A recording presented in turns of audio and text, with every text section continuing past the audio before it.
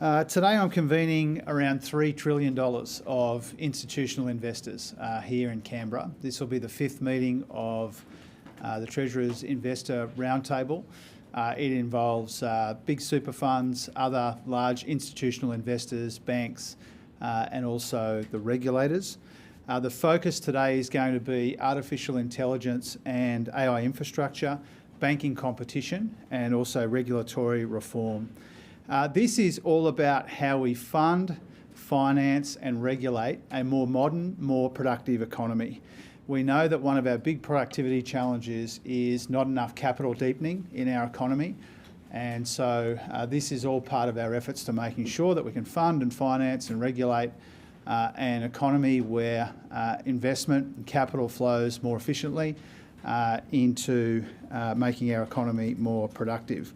Our goal is to unlock investment, unblock regulation and unleash more productivity over time. I'll be joined by Ministers Ayres, Merlino and Charlton, also by the PC Chair and the regulators, and we'll have more to say about the outcomes of those discussions towards the end of the day. This is all part of the work that we're putting in advance of the Economic Reform Roundtable in a couple of weeks' time.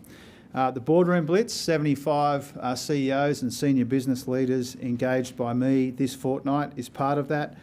41 ministerial roundtables in specific policy and industry areas is part of that. We've received, as you know, around 900 submissions leading into this roundtable. We're sending out the issues briefs for the meeting this week to participants, and I'll make them publicly available in the next couple of days as well. And I'm meeting with all of the state and territory treasurers at the end of next week too. Our focus is on productivity primarily, but also economic resilience and budget sustainability. We've asked for specific ideas, affordable ideas in the national interest, and we've encouraged people to seek common ground with each other in the lead up to that engagement. There are a lot of ideas out there. We are seeking broad consensus on reform directions.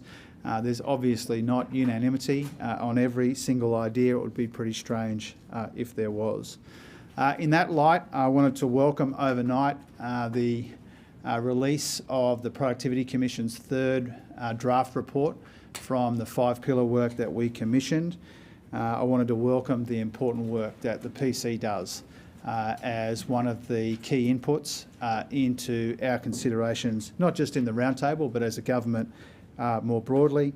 The one released overnight was on data and digital technology. Artificial intelligence is a game changer for our economy. It has the potential to support all of our major economic goals, making our economy more productive, stronger, lifting living standards over time. And every single part of our lives will be impacted over time by artificial intelligence. And so it's very welcome that the PC has put this thought into this work released overnight. I'm optimistic that AI can be a force for good, but I'm also realistic about the risks.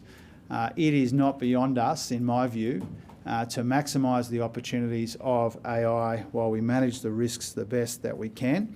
And that's really consistent with the approach in the PC report released overnight. We can chart a middle course that makes our workers and our people and our industries beneficiaries, not victims of technological change. I made some of my thoughts available on this over the weekend, and the PC's broad directions are largely consistent with the directions that I set out on the weekend.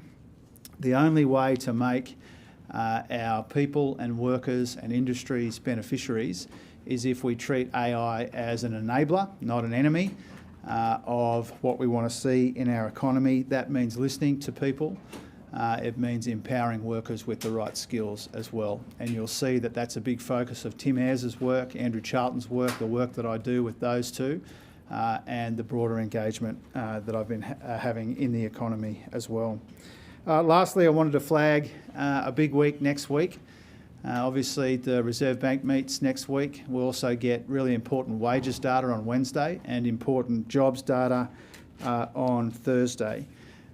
Next week will be a reminder of the progress that Australians have made together in our economy on inflation, getting real wages growing again, low average unemployment, the progress that we've made on the budget, the fact that interest rates have already been cut a couple of times this year. Even in yesterday's consumer confidence data, we saw confidence by that measure yesterday come up to, I think, 3-year highs from memory. And so we're making progress in our economy, but it's possible to recognise that progress and also to acknowledge, as I do, that people are still under pressure. Our economy's not growing as strongly as we would like it to. The global environment is incredibly uncertain. And we've got these big, persistent structural issues in our economy as well. We've got a big agenda to address those issues, cyclical and structural, near-term, long-term, demand side and supply side. And the best way to work out the next steps that we take in addition to that is to do that together, and that's really my motivation behind the Roundtable and all of the engagement that I'm doing at the moment. We'll start down here with Phil, then Mark, then Ron, then Pat. Treasurer, talk about, you say part of your preparations for the summit are talking to the state treasurers, I think you said next week. Mm-hmm. Do you really think it's a good idea for the Victorian government to legislate 2 days of work from home, regardless of whether that has a productivity benefit or not for businesses? Shouldn't that be left to the individual business and their workers to sort out? Well, first of all, as you know, I'm a big supporter of work from home. Sure. And But do you think state governments... If I could just finish the rest of my answer, Phil, and then happy for you to follow up then if you'd like to. I'm a big supporter of work from home. I think it's really important that we get the arrangements right. It has to be within reason, and I think the Commonwealth Government has shown how supportive we are of work from home. It helps families in particular balance their work responsibilities with their other responsibilities, and it's a good thing. What I've tried to do, whether it's this question you just asked me or a whole range of questions about state governments, is to not kind of sit in constant judgment of the policy steps that they take. The Victorian Government supports work from home, as does the Commonwealth Government, and I'm responsible for our regime at the Commonwealth level, and I'd invite you to ask them about their regime in Victoria. But if I could follow, isn't it just counterproductive to what you're trying to do? I mean, isn't there an interest? You're trying to get productivity going, and there's measures happening at the state level which counter to what you're trying to do. Don't you have a responsibility? Well, first of all, the idea that work from home can only be bad for productivity is contested. And I think it depends on the industry, depends on the arrangements, depends on the workers, whether or not work from home can be part of the solution to our productivity challenge rather than just part of the problem. So I think that's contested. There's not a unanimous view or even a kind of broad consensus around whether work from home is good or bad for productivity. I think the experience has shown the more that we can make it easier for people to participate in the workforce, to contribute their skills, the better, and work from home has a role to play there. Mark, and then I think I said Ron, then Pat, then David. Thanks, Treasurer. You said before AI is a game changer, and average workers are hearing that a lot. But for a lot of them, they see the game changing and them being taken off the field and their jobs being given to computers. What sort of reassurance can you give average workers that the game won't change in that regard? And also, what should they expect out of these round tables? They're abstract notions for most people, just a lot of big-moneyed individuals sitting around talking, but what's in it for the average person? Thank you. First of all, obviously I'm very conscious and attentive to the genuine concerns that workers can have about big changes in technology, and it's hard to imagine a bigger change in technology than this one. It will genuinely impact every aspect of our lives, including our work lives. And one of the reasons I wrote that book with Mike Quigley in 2017 and why I updated that thinking over the weekend was because I think there were genuine, legitimate concerns that people have, and the onus is on us as governments to show people that AI or other changes in technology can be a force for good. That means listening to workers. It means empowering them with the skills that they need to get ahead as technological change gathers pace. So we're very attentive to that. There's broadly 3 schools of thought on AI and big tech change. There's the let it rip crowd. There's the people who pretend that we can turn back the clock, that none of this is happening, pull the doona over over the head, or there's our approach, which is a sensible middle path, which recognises the big economic upside of artificial intelligence without forgetting that our primary responsibility is to people and workers. And that brings me to the second part of your question, which I also think is really important. You know, I know that a lot of this economic jargon, a lot of the terms that people use, particularly in this building, and I'm as guilty of this as anyone, you know, doesn't always perfectly align with the way that people are thinking about their own jobs or their own lives. I think Phil's question is, again, part of that kind of disconnect as well that people feel. The reason that I am obsessed with productivity in our economy is because it's the best way to lift living standards over time, and that means better wages so that people who work hard can provide for their loved ones and get ahead. And Australia has done a really quite remarkable job, if you compare us to the rest of the world, getting on top of inflation and keeping unemployment low, creating jobs. All of those things we're doing really well at. But like most of the developed economies, we've got a productivity challenge. And the best way to lift living standards over time is to make our economy more productive, not with kind of scorched earth industrial relations or letting technology rip, but by including people, investing in people so that they've got the skills and the capacities to adapt and adopt technology in their work and in their lives to make their lives easier and so that they can get ahead and earn more. Ron, then Pat, then David. Treasurer, the Prime Minister on Sunday made pretty clear that regardless of whatever consensus or agreement comes out of this roundtable, Cabinet at the end of the day will decide what proceeds. Yeah. You might say it's a bit of a statement of the obvious, but of course it is. I'm curious to get your idea of what is your aspiration coming out of the end of this. You know, do you want to be taking a package of things to Cabinet? What streams of work do you have? Do you hoping there's sort of medium term, long term? Yeah. Can you just articulate what success looks like? Well, first of all, I mean, I think it was a statement of the obvious. You know, I'm very grateful for the opportunity that the Prime Minister and the Cabinet have given me to convene this group of people to try and tease out some of our big economic challenges, and I hope from that there are some clear reform directions. I don't pretend that when I stand up literally here at this lectern on the Thursday night of that week that we'll have solved every challenge in our economy or that we'll have fully formed, fully costed, you know, heaps of very specific policy outcomes, and that's because I am respectful to the Cabinet colleagues and to the Cabinet process. If there's a defining feature of this PM and his government, it's the way that we work through issues in a considered, methodical way and very attentive to the Cabinet process. And so I think the comments that the PM made earlier in the week about the role of the Roundtable, I agree with 100%. It's not about replacing the important decision-making functions of ministers. It's about testing and teasing out the next steps which build on the substantial agenda that we're already delivering and rolling out.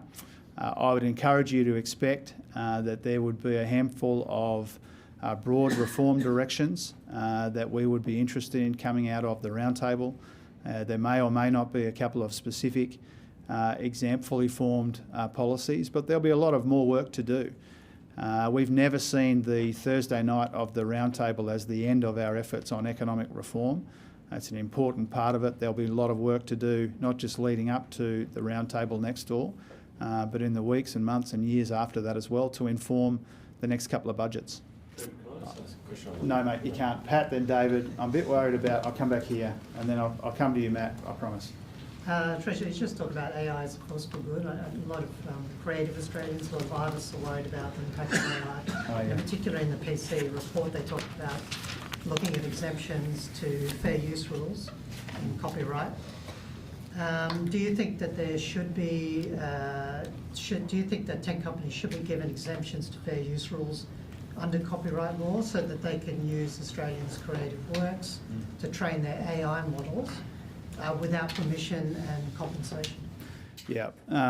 Look, I know that Tim Ayres and other ministers are looking at this more closely than I am. I'm sort of looking at the broader impacts, and today the focus working with Tim Ayres and Andrew Charlton on AI infrastructure, but I know that it's been a focus of people's thinking in recent times, and I'd refer you to Tim's comments this morning, I think on ABC, about this matter. And the point that he made was that our copyright laws apply now already. That's one of the differences between our regime and other jurisdictions.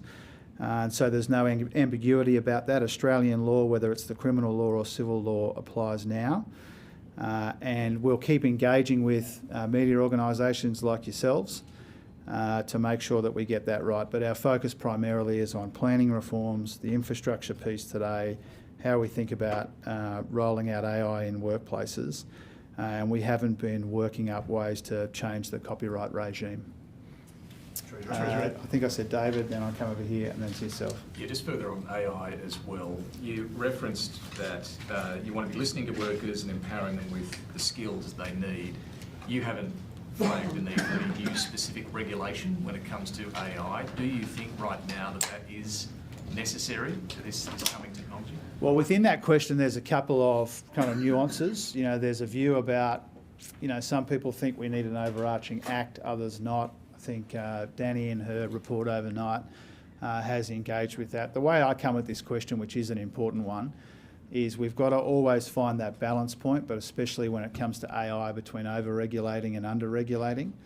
The way that we do that will obviously evolve over time. But I think, consistent with what I said in relation to Mark's question, there's a middle path here. You can overdo it and you can underdo it when it comes to regulation of AI. If we find the middle path, we'll get the economic upside and we'll manage the risks and the downsides as well, and that's how we come at it, and it's how the PC's been coming at it too. Are you comfortable with job losses associated with AI in order to get big boosts in productivity? Well, again, I mean, if you look through the kind of history of technological change typically creates more opportunities than it discards, but the nature of work is always evolving and always changing. Obviously, as a Labor government, as a human being, you don't want to see people unnecessarily put out of work. And so our job is to make sure that people have the skills they need to adapt and adopt this kind of technology. There's a lot of very smart people who have concluded that the opportunities for workers outweigh the risks, that it's about augmenting people's work, not always just automating it. And so the responsibility that we embrace is to make this work for people, not against them, to make them beneficiaries, not victims of this change, including in the workforce. Treasurer, Sally McManus on the weekend had some strong comments on reforming negative gearing and capital gains discounts. Is that something the government's willing to consider out of these roundtables? Well, first of all, when it comes to those areas, you know, the government hasn't changed its policies or its positions on those areas, and you know that there's a lot that's been said about them on the public record in and around the election campaign and before that as well. But what I've tried to do, and not just in relation to the ACTU, but the BCA, the PC and others who've made these suggestions, is I don't want to get in the habit of knocking off ideas before we get in the room. And I want people to feel like their contributions are valued, because they are. And that's why, you know, same with the PC. If you take the ACTU out of it for a moment, with the PC, I haven't been kind of going through all the recommendations of these 3 draft reports, saying yes or no to some or to the others. I've tried to be respectful to people's contribution. You know, the guidelines I've put around people's contribution is to make sure that they're specific ideas, that they're affordable, that they're in the national interest, and people try and engage with each other and not just the government on them. And inevitably, when you're trying to work out how you can afford some of these reforms that have been proposed, there are some difficult ideas which are put up, including those ones that you identify.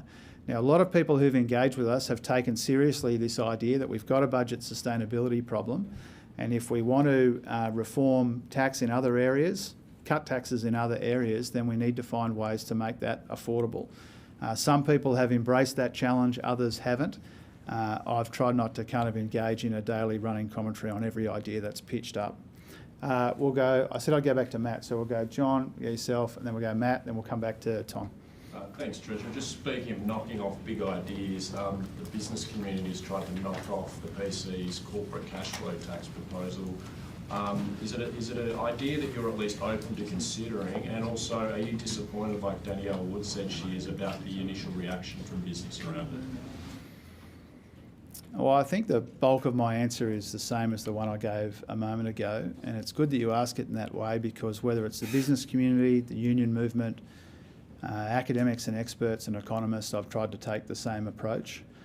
I'm not surprised, obviously, that people have got strong views about the PC proposal. I welcome the contribution from the PC. I think it's a good thing that they are testing some of these difficult ideas and trade-offs. And so I support the work of the PC. I'm not surprised that not everybody forms an orderly queue to agree with every element of it, but it's an important input, and I'm pleased to see people engaging with it. Get yourself then, Matt. Does your middle path around AI, does that include what the ACTU has been pushing for, which is a new stream of AI implementation agreements to sort of ensure workers' rights are protected? And just quickly on another matter, today the Race Discrimination Commission will be at MPC calling for a national anti-racism task force. Is that something the government is supportive with? First of all, we listen to all the key stakeholders in the when it comes to AI.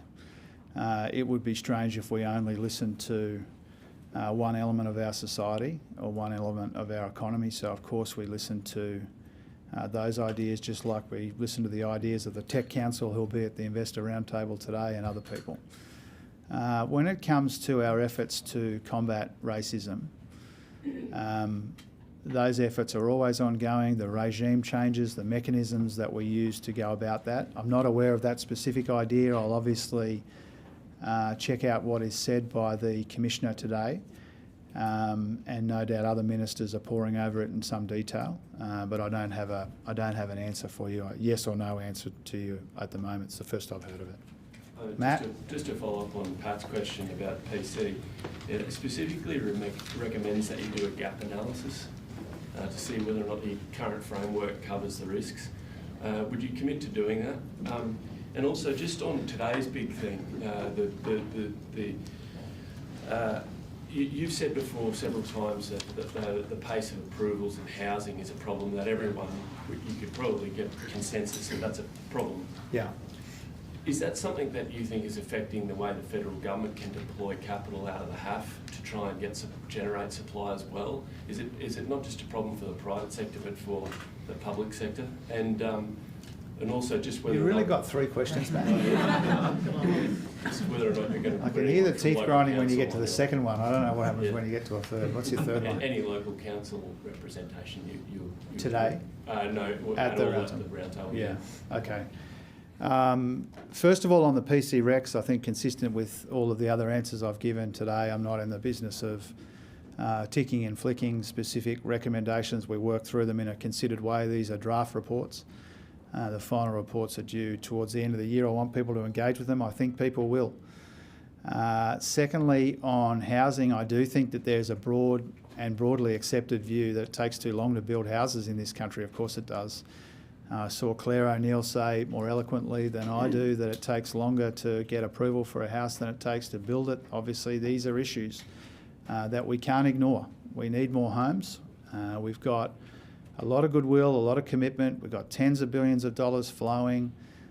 We've got all the mechanisms. We've got all the good intentions, and we've got to find ways to approve housing quicker. So I'd be shocked if that wasn't a big focus of the discussions at the roundtable, because as you rightly point out in your question, there's not anybody out there who thinks it should take much longer to approve housing when we've got this very significant housing shortage in our economy. When it comes to local government, we engage with local government in all kinds of different ways. I'm not exaggerating when I say literally there have been hundreds of people who've asked for an invitation to the roundtable, and we haven't obviously been able to accommodate everyone, even people we would love to have there. That room pretty quickly fills up, and we didn't want it to blow out into a kind of as big as the Jobs and Skills Summit. We wanted it to be a smaller, more focused discussion. Ideally, you'd have local government there if you could fit them, but there's been hundreds of trade-offs like that. So I engage with them pretty regularly. The LGA is a wonderful organisation, frankly, and we'll be listening to them even though they haven't been able to get a Guernsey amongst the 20 or 30 people in the room. We'll go Tom, Shane, behind you, and then we might knock off because Jack's given me that look about how long the transcript's going to be. Treasurer, just briefly, how big a change to the budget landscape would provision of universal childcare be going forward? Well, it depends how you went about it. You know, we've taken big and important steps towards universality in early childhood education. I think it's one of the kind of big prime ministerial priorities, and we're proud of the progress that we've made already. It doesn't come cheap. You've got to make sure that any changes are affordable. If you look at the pressures on the budget, early childhood education is now one of the big half a dozen. And so we want to do more. We've indicated a willingness and an appetite to do more. We've got to work out how to make that affordable. Shane? Treasurer, when John Howard introduced the GST, he struck a deal with the states that all the revenue from the tax would flow back to the states and territories. Morrison's change around the WA deal means there's federal funds topping in. I'm not going to go on to that today.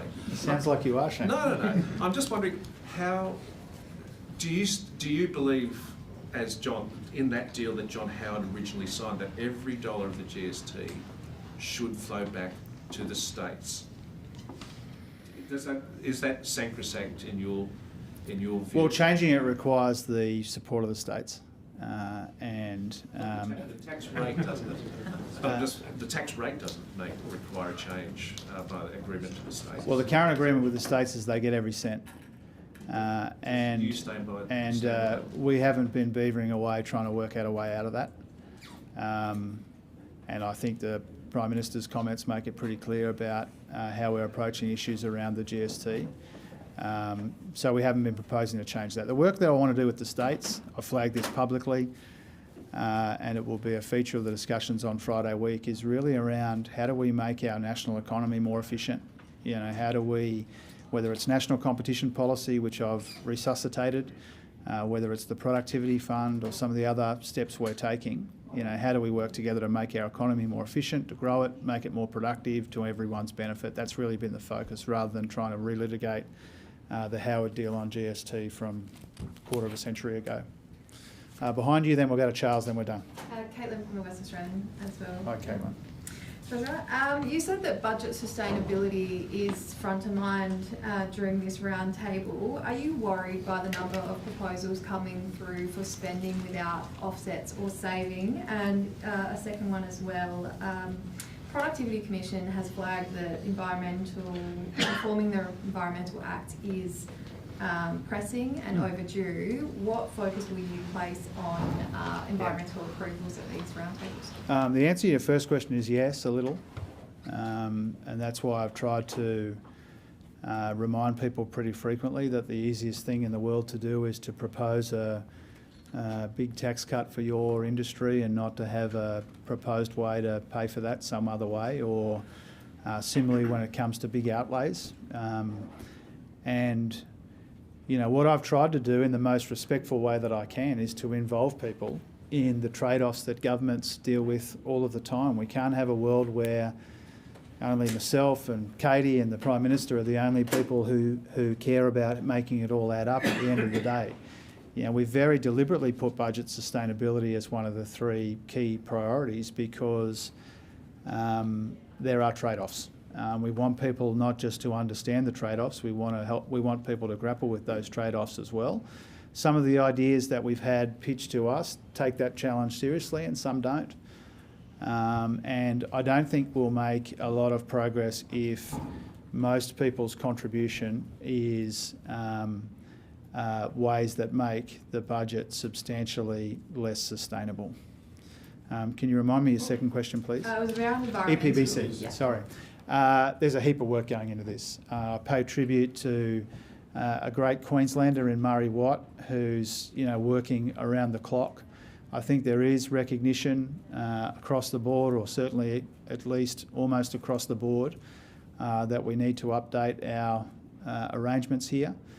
We've got to find a way to do that which speeds up applications but doesn't ignore our responsibilities to the environment. I've had a heap of conversations with Murray Watt about it, and he has been engaging in his characteristically diligent way to get a good outcome.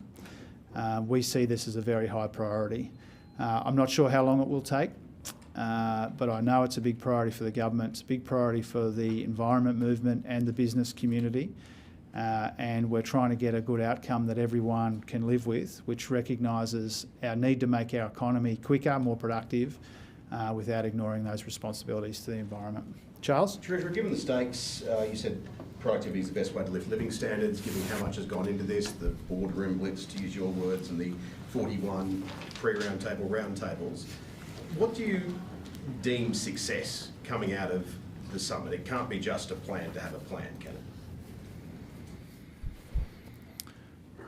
Well, I think any effort that you make to include people in the big economic questions and challenges of our time in government is time well spent.